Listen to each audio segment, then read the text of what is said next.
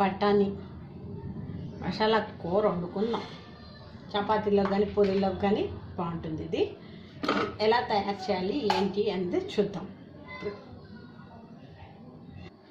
ముగ్గురు పెట్టుకున్నాను, వెలిగించుకున్నాను. కొంచెం నూనె వేసుకుని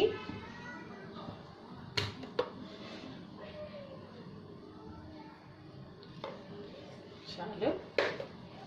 కొంచెం జీలకర్ర వేద్దాం. కొంచెం జీలకర్ర వేసి కొంచెం అది వేగిన తర్వాత